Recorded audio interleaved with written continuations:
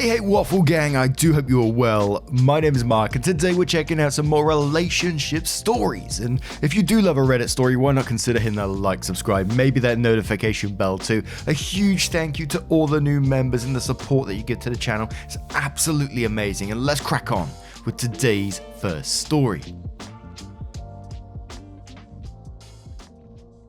Now today's first story does come with updates as well. It's from future mother-in-law issues, who says, I think my 29 female future mother-in-law 63 female may be trying to sabotage my relationship with my fiance 31 male. Long-time lurker, first-time advice seeker. Let's get down to business. I've been with my fiance Adam for 5 years and we've been engaged for 7 months.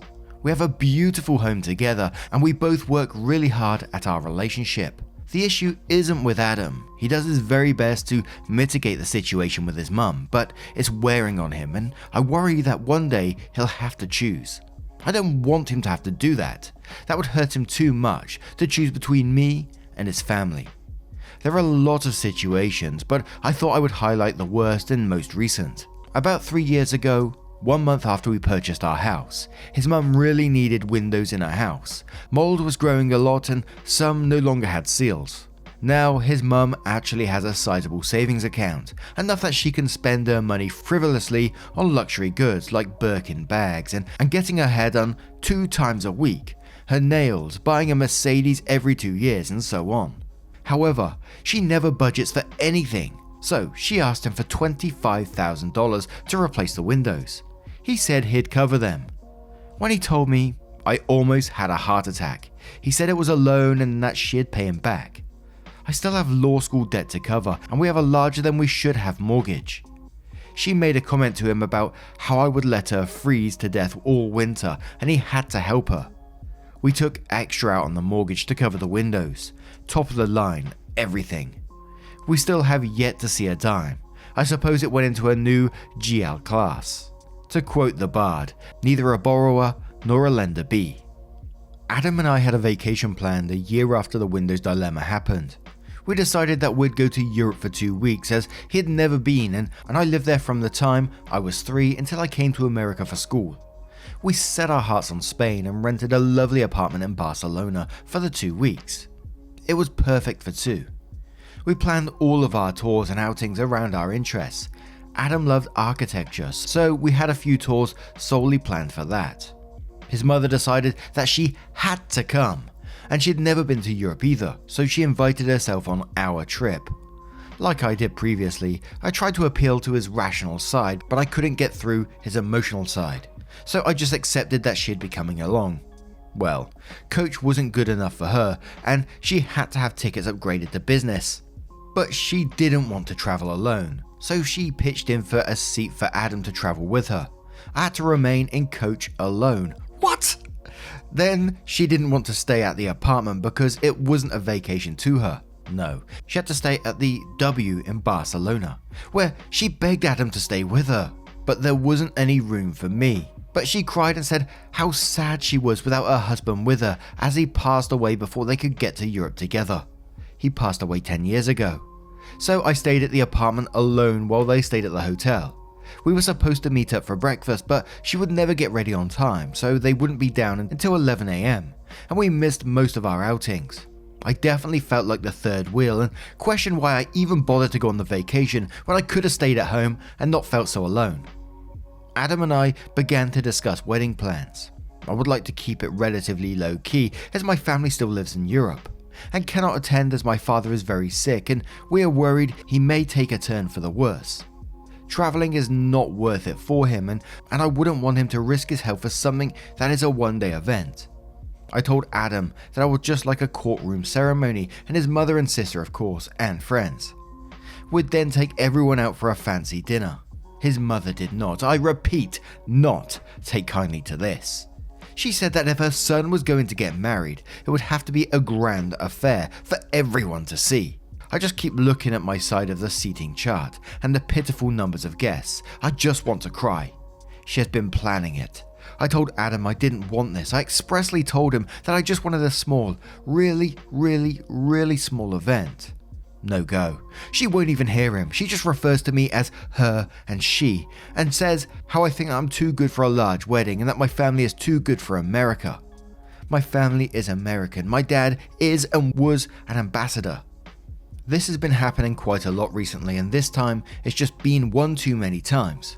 Lately, she's been asking for more together family time. She lives quite close, but we don't see her all that often, as she has friends and events that keep her busy. Not too busy to plan for a wedding though. She has requested that we, Adam and I, have dinner with her 3 times a week. Well, what has been happening is that she's been reserving a spot at the restaurant for 6 p.m. I don't get home until 6:30 some nights. She has been encouraging Adam to eat out without her, as I'm too thoughtless to come home at a decent hour to eat with her son. How lonely that must be for him. It honestly doesn't bother me that he goes out to eat with her that often, but the things she says behind my back. Well, I came home early tonight. I left work and was on the road by 4:30 p.m, home by 5 p.m.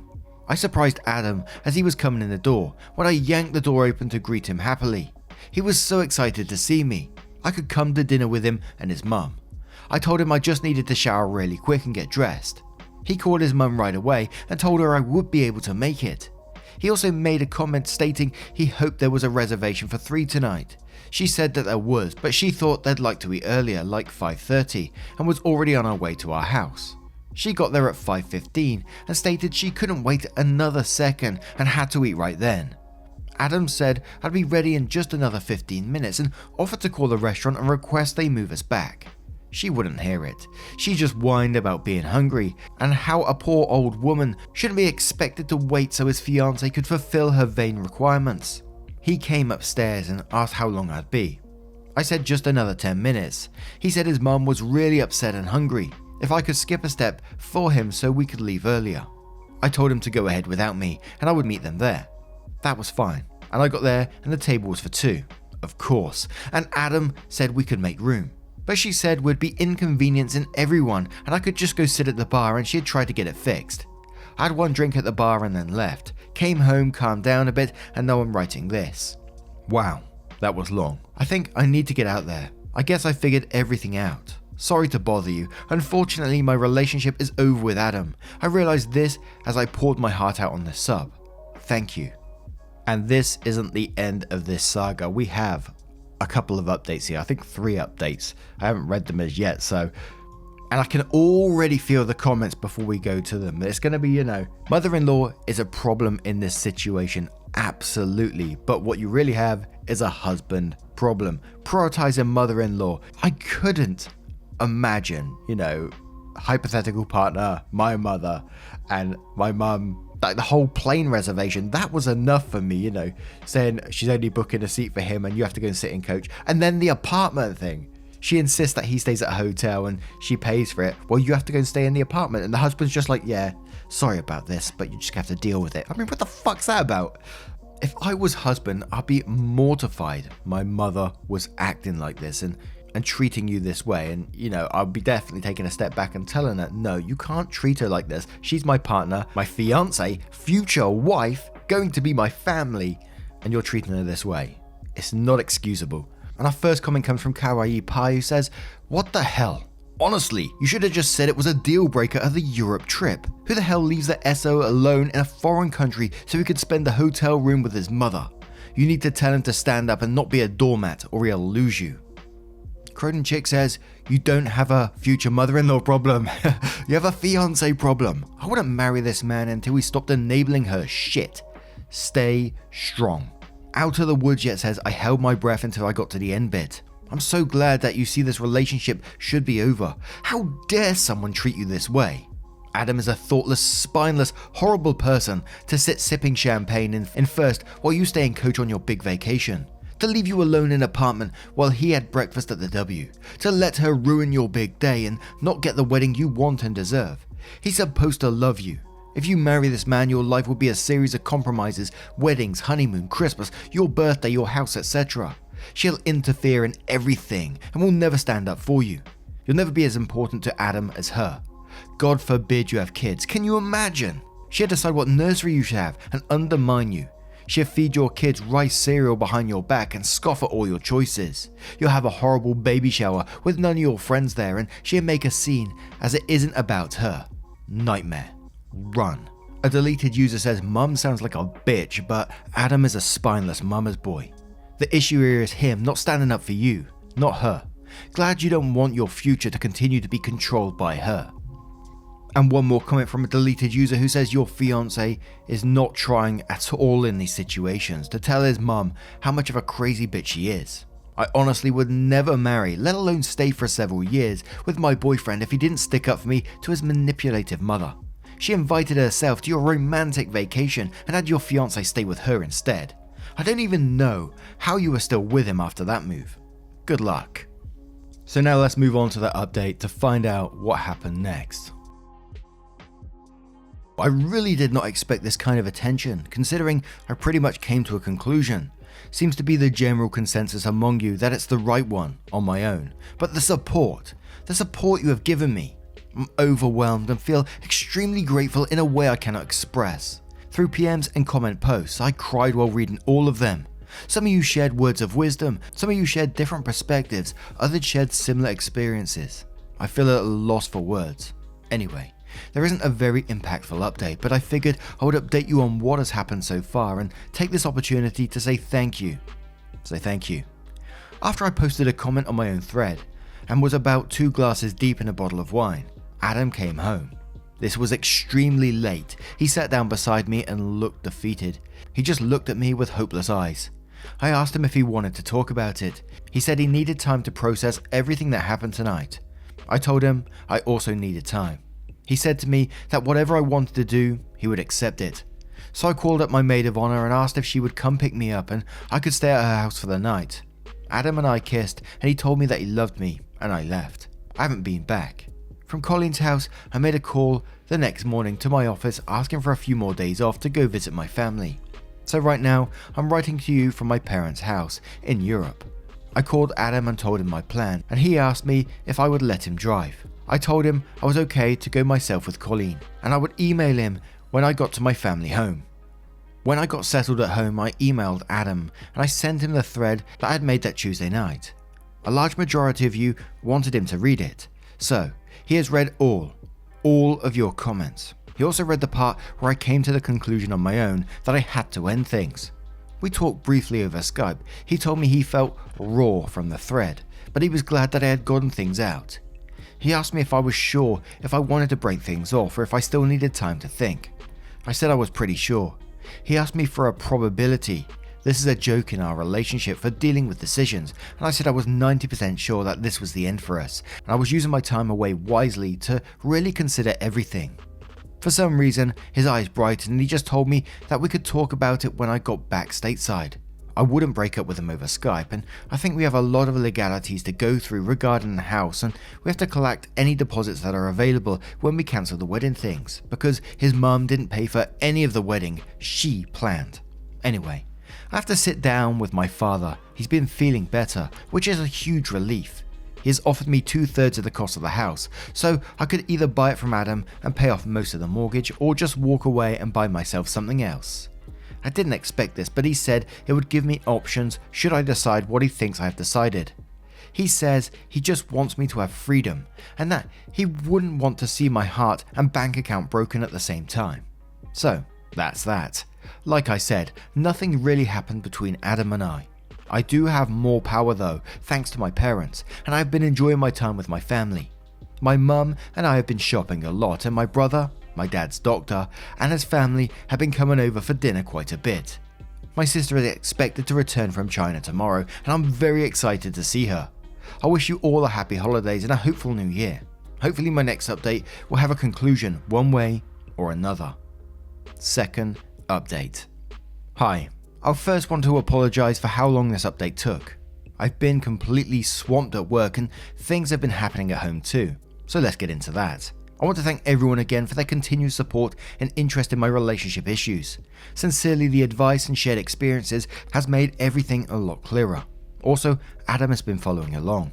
Firstly, I specifically want to thank everyone who defended and supported Adam. I don't see him as a bad guy and I really wouldn't be vindictive. So passive aggressive comments while leaving, or making rude comments to him, or anything really mean-hearted I couldn't do to him. He has supported me emotionally through getting my MBA. He helped me study for my LSATs. He read over my essays to apply to law schools. He did mock interviews with me. He sat through boring orientations with me. He stayed up all night with me when I was sick with nurse before taking the bar. He was my cheerleader when I ran my first triathlon. He is my champion when I see a house centipede. He is my dream man, and I would never give up my relationship with him if I didn't feel like I was fighting a losing battle. Now, are you guys in for a real shocker?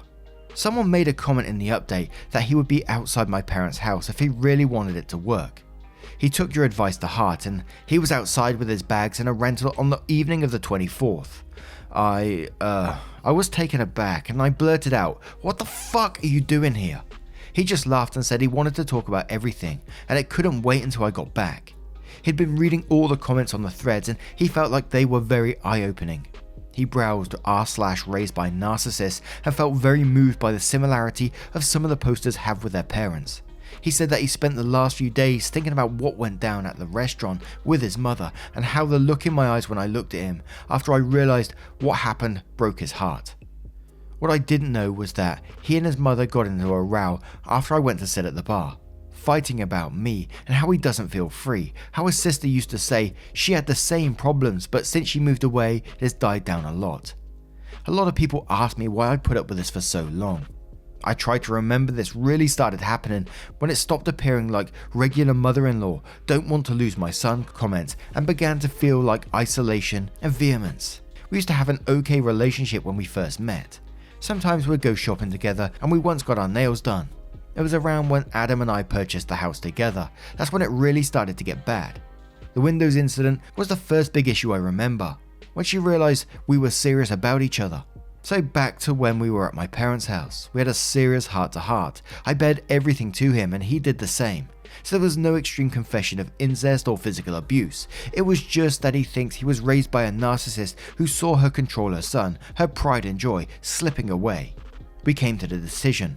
Here is what we decided on December 27th. He went back to the US after New Year's Day a couple of days before me and moved his stuff out of our place to a friend's. He didn't want me to be inconvenienced for changes he had to make. We have put our engagement on hold for the time being. He cancelled all the plans his mother made. He's been seeing a therapist since the middle of January pretty consistently, 2 to 3 times a week. I've been to 4 sessions with him, his mother has not. We have sort of begun dating each other again. I've been talking to his sister and the things their mother put her through. Adam is very lucky. Now about his mother. He has decided to give her one last chance to go to therapy with him, and he has stated that if she does not, he will be going no contact with her. We have a lot to rebuild, but I know we can do it together. And there were some relevant comments on this one where OP replied to them, so we're going to go through them quickly before we have that final update to see what happened, hopefully get a conclusion to this all. So the first comment said, "I still don't understand how the moment of realization for him wasn't the trip to Spain. He planned a romantic trip for the 2 of you that turned into him hanging out with his mother and leaving you completely alone. I'd feel absolutely horrendous leaving my SO in coach while I'm hanging out in first class with my mother, who can't afford to pay for her own goddamn windows. She shoves you out of her plans and then has the balls to shove you out of your own. How did he not see how fucked up that was?" OP replies saying, "We've gone over that trip a lot in therapy. His therapist explained to me that it's akin to someone being stuck in an abusive relationship and always making excuses for the abuser, so often they believe their own rationalizations. He felt a lot of guilt for his father's death. Adam donated a kidney and his father's body rejected the donation. He feels like it's his fault that his mother is alone, and I think she preyed on that a lot. It probably should have been a moment of clarity, but it wasn't. We've recently decided together to put it in the past and move forward." Someone said, "You didn't say what everyone is wanting to know. What has been his mother's reaction to all of this? Because it must have been like lightning dynamite." And OP put, well, right now she is on a month-long cruise. That's why he has to wait. However, Adam did ignore all of her calls while he was in Europe with me. When he got back, she did a lot of guilt tripping. Oh, my poor heart, making me worry like that, running off after her like some whimpering puppy. Just stuff to unman him and make him feel like less than he is. Then she tried to overdose on painkillers. She called the ambulance before she took any, and they got there before she even managed to get 3 pills down. Really great response time, so they placed her on a 72-hour watch. Adam only sent flowers. He did not really want to see her, but she decided a cruise and a small vacation might be best for her to get away. And before we go to that final update, I just got to say, damn, after getting this extra information, I got to say, I am feeling for Adam right now. I'm not saying, they should get back together or anything, because that's their decision. But, what we heard about, he gave a kidney over, then the father passed away, and he's felt a lot of guilt over that death because the father's body rejected it. And OP thinks the mother-in-law is preying on that. And from the information we've seen here about how she acts, it wouldn't surprise me in the slightest that, she is doing that. Holy shit. And if it is that, imagine that guilt. Your parents, one of your parents, something you try gifting to them, and then you're being made to feel guilty over that. My word, that's messed up. But anyway, let's go on to that final update to get some conclusion to this and find out what happened. So, final update. It's been a long time. We're all a year older. Adam and I will be composing this thread together. Oh no, I gave away the ending. Yes, we are together. In fact, we're married. Here goes. Last time we left off, Adam was seeing a shrink, still is, to try and unwind some of the damage his mother did. We're living separately for the time being. Adam's mother tried to commit suicide, but no, really. She called emergency services before she tried and didn't have time to swallow more than 2 pills. It's so scary to think that within his mind there was such an abusive past when he has always had such a happy exterior. My husband, man that's fun to say, was basically traumatized by his own mother his entire life, as was his sister. I'd alluded before in one previous thread that Adam's sister had it a lot worse than Adam when they were younger, but when Adam's father died, his mum locked in on him. So, Adam's dad died of a kidney failure. However, Adam had donated one of his kidneys to try and save him. His father's body rejected the donation and passed away about 11 years ago this coming April. His mother took it upon herself during his grieving process to manipulate him into believing he killed his own father and she was alone now because of him. That if he wanted to repair what he did to her, he'd treat her better. Every time he thought that he could get away and create his own life and feel free, she'd remind him. The windows, for example. I only heard the part where she blamed me, but I tried to think back to the conversation and really tried to hear what Adam had said. It's about 4 years ago now, but he was telling me at that moment the reason her house was falling down was because she no longer had a man to take care of it, because he killed his dad. He was trying to tell me. I just wasn't able to understand what it meant. Same with a vacation to Barcelona. She was doing it in front of me now. When he was younger, a lot of these issues had been regarding academic success or athletic success. She didn't have any issues with his girlfriends or anything. She just viewed her children as extensions of herself. It was bad. It just wasn't this level of guilt-inducing insanity. Let's get back to the present day. Adam's psychologist had suggested Adam offer his mother a chance to come to therapy to work out issues. He wasn't able to propose this to her at the time because after her suicide attempt, she whisked herself away on a cruise to get some much needed R&R. Whatever. Oh my god. You'd think he was asking her to murder puppies with the way she went on. So that's that. No contact. She has tried, but Adam has either ignored all phone calls with unknown numbers. We had our locks changed and his work has strict instructions not to let her pass the doors. She moved to where Adam's sister lives in July, but I know that his sister, we are close, has been no contact with her since she met her husband. We wrote off the $25,000. We either get it back in probate court or inheritance or not at all. I'm not really choked up about it, not enough to do any extra work to get it back right now. Especially since Adam is worried she'd use it as leverage to buy back in. We ended up getting married in September, flew out to be with my parents this week to renew our vows in their house, and we're going to have our honeymoon in Fiji come January. My dad isn't doing well, but he always seems to fluctuate like that. However, my brother isn't optimistic this time. Anyway, we were wondering, since you have all been so supportive, if you could do us one small favor. Adam and I are going to have a grieving ceremony for his father so he can process it correctly without manipulation. For any of you who have lost parents, what helped you get through it? Thank you for everything. We wish we could invite each and every one of you to our wedding, but That would be creepy. Imagine that wedding. Like loads of people, loads of Redditors turning up. And firstly, I've got to say I'm really sorry about what's going on with your father at this time. And all I can say is what anyone else would say is spend that time you can with him. Give him hugs, give him kisses if that's your thing. You should tell him that you love him again if that's your thing. That's something I used to do with my father all the time, you know. There was no holds barred. When we knew my father was coming to the end, you know. And, you know, we've always been a huggy family anyway, but whenever I'd see him, I'd tell him that I loved him, give him a hug, give him a kiss. And I know that's not for everyone, so I totally understand that. But if it is your thing, then get involved, you know. And also try to talk about their past as well. If you want that information, get that information, write it down as well. It's really important. It's something that I didn't get all the full information from my father, and it's something that I really regret. I got some, but not as much as I would like. I'd love to know about all his history now, you know, to just thinking back to the days when I used to go around there on a Monday and a Wednesday evening. We used to sit, have a curry, drink a couple of beers together and just talk about, sit in his back garden and talk about stuff. You know, me and my dad would talk crap all the time. Wow, my dad would. He would go on forever if you let him. And I would just love to know all about his past now. But yeah, anyway, I'm going off on one. But OP did ask at the end there, you know, for anyone who's lost parents, what helped you get through it? And, you know, if you've been with this channel for a little while, you know I've lost both my mum and my dad over the past just 3 years. You know, the first year of my father's death is just coming up in this month, really. And I lost my mum a couple of years prior to that, and other relatives along the way. It's been a wild few years, let me tell you.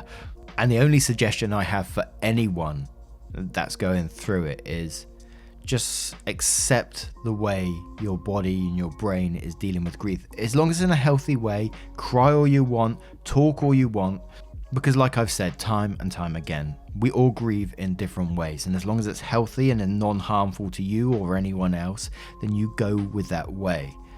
I always believed that, you know, I grieved prior to my father's death. You know, I knew it was happening a year before, and I watched this man deteriorate to basically nothing in the end. And I felt very sort of pragmatic about what was going to happen. I was very numb about what was going to happen. I knew what was coming. And it was the same with my mum, albeit a shorter period with her. So when my father did pass, it was very, very much a relief for me that he was out of that pain. The way he was at the end, there's no way to live at all. But now, and especially the last month or so, you know, I've realized, you know, I am still grieving. Whether my body is realizing it's coming up to a year since he passed and it's more in my head because, you know, I get tears quite frequently the last couple of weeks. And before I had my moments, you know, as I say, I'll be just driving down the motorway in my car and a song will come on, like Carpenters, for example, if you ever heard of them. And anything by them comes on, that's it, I'm in tears. And it always makes me chuckle. I picture myself driving down there, you know, ugly crying, and the car next to me looking across thinking, what the bloody hell's wrong with him? And I know if my dad saw me like that, he'd be, you soppy sod. Bless him. But as I said, you know, grieve how you need to grieve as long as it's healthy. That's all I can ever suggest to anyone. We all grieve in different ways, every single time. But as always, it's been a while since I waffled on like that. I do apologize. Anyway, let me know what you guys think of today's story. I think it's a really nice one, the way that they did get back together in the end. You know, as in the first part, it was suggested, you know, you got a future husband problem here. And a lot of times we never see them get back together after something like this. So for him to turn up at her door, you know, shows his love towards her and the way he's willing to fight, and, you know, the struggles he's going through in his mind to do with his father and his mother's manipulation. I think there's a whole range of different feelings and emotions going on. You know, I wouldn't have blamed OP for walking away from this if they really wanted to, but the fact that they fought together through this is a wonderful thing, I think.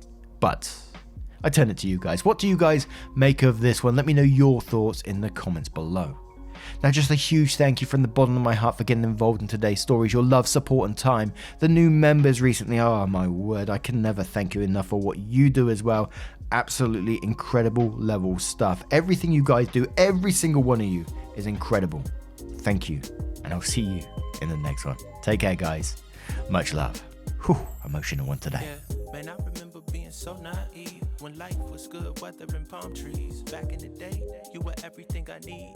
But then along came a time when you crushed my dreams. Oh yeah, you played me like a fool and you made me believe that the line between love wasn't thick enough to read. Oh yeah, you see we in despair, crime everywhere. You're selling false hope cause you're just